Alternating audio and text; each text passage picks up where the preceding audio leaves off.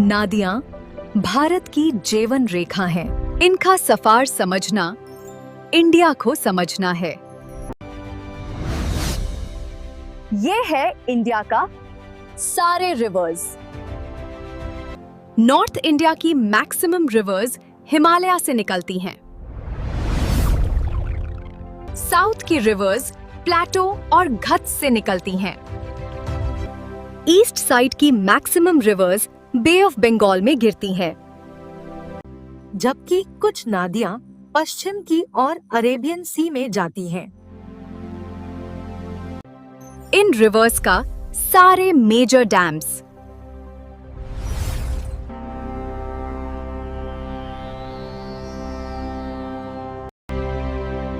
अब समझते हैं इन्हें एक एक करके।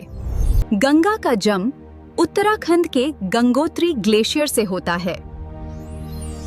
सबसे पहले ये तेहरी डैम तक पहुंचती है।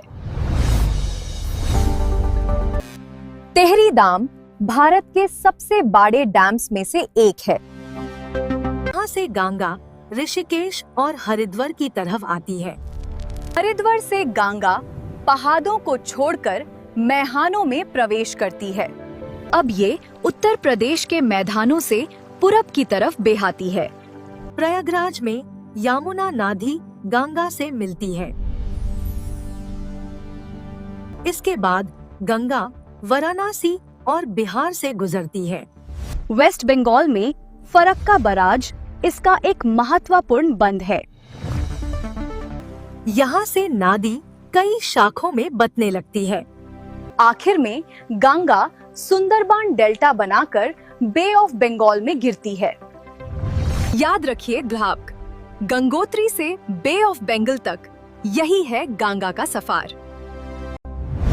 यमुना नदी का जन्म उत्तराखंड के यमुनोत्री ग्लेशियर से होता है। पहाड़ों से निकलकर ये हथनीकुंड बराज के क्षेत्र तक पहुंचती है। यहाँ से यमुना का जल कई कनाल्स में बांटा जाता है। इसके बाद यमुना मैदानों में आकर दिल्ली की तरफ बढ़ती है। यमुना भारत की राजधानी दिल्ली के पास से गुजरती है। ये मथुरा और आगरा के पास से बहती है। रास्ते में कई बैराजेस और जाल परियोजनाएं इस पर बनी हुई हैं। आगे चलकर ये प्रयागराज की तरफ पहुंचती है।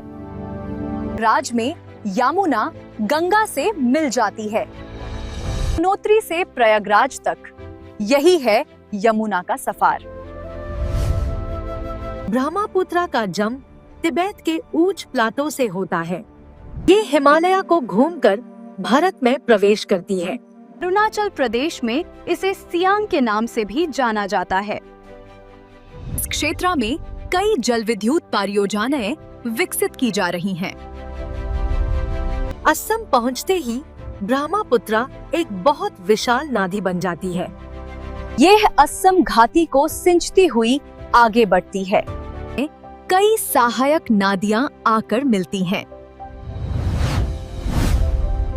फिर ये बांग्लादेश की दिशा में आगे बढ़ती है। आखिर में यह गंगा प्रणाली से जुटकर विशाल डेल्टा बनाती है। तिब्बत से डेल्टा तक यही है ब्रह्मपुत्र का महान सफर।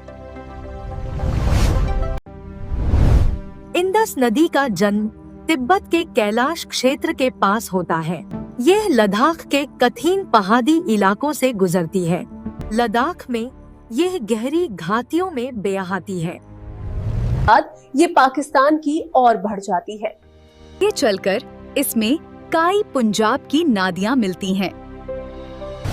आखिर में इंडस अरेबियन सी में गिरती है। से अरेबियन सी तक यही है इंडस का सफर।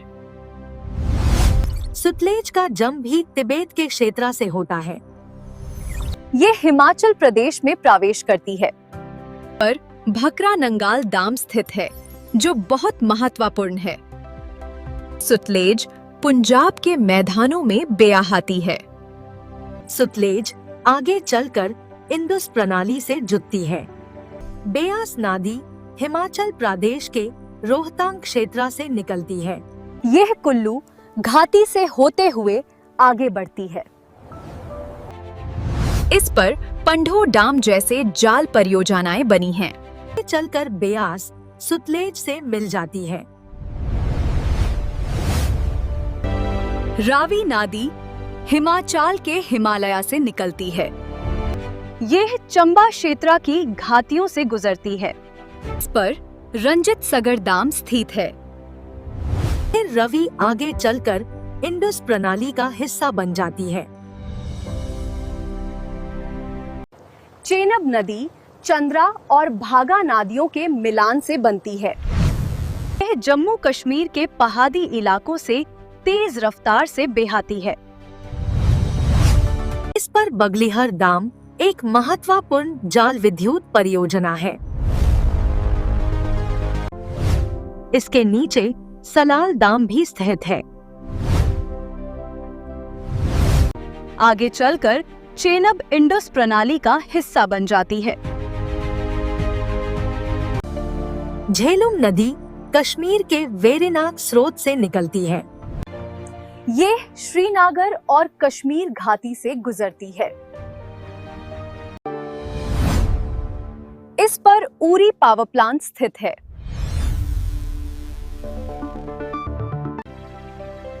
फिर झेलुम आगे चलकर इंडस प्रणाली से जुड़ जाती है। गोदावरी का जन्म महाराष्ट्र के त्रिंबकेश्वर से होता है। यह दक्षिण भारत की सबसे लंबी नदियों में से एक है। इस पर जयकवदी डैम स्थित है। फिर गोदावरी तेलंगाना की ओर बढ़ती है। इस पर श्रीराम सागर प्रोजेक्ट भी बना है। आगे पोलावरम प्रोजेक्ट इसका एक बड़ा केंद्र है। आखिर में गोदावरी बे ऑफ बंगाल में गिरती है।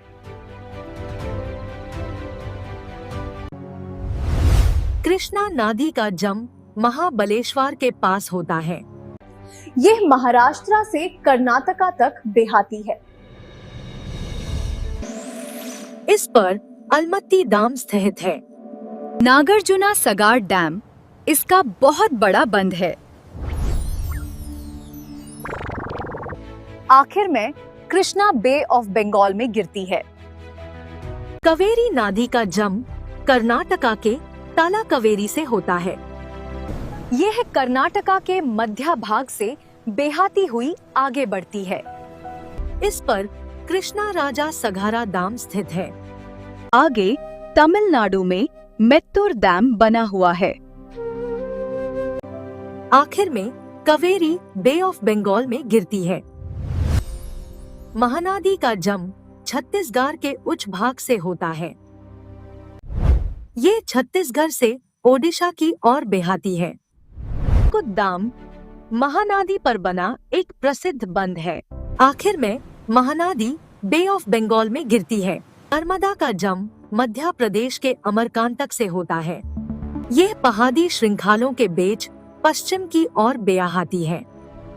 इस पर इंदिरा सागर डैम स्थित है। सरदार सरोवर डैम इसका सबसे प्रसिद्ध बंध है। आखिर में नर्मदा अरेबियन सी में गिरती है। तप्ती नदी का जन्म सातपुरा क्षेत्र से होता है। यह महाराष्ट्र से गुजरात की ओर बहती है। इस पर उकाई डैम स्थित है। आखिर में ताप्ती अरेबियन सी में गिरती है। सबरमती नदी का जन्म अरावली पहाड़ियों से होता है। यह राजस्थान से गुजरात की ओर बहती है। इस पर धरोई डैम स्थित है। आखिर में साबरमती गल्फ ऑफ खंभात में गिरती है। लूनी नदी राजस्थान के अरावली क्षेत्र से निकलती है। ये थार राजस्थान के माध्य से बहती है। यह समुद्र तक स्पष्ट रूप से नहीं पहुंचती और रान क्षेत्र में समा जाती है। Thank you.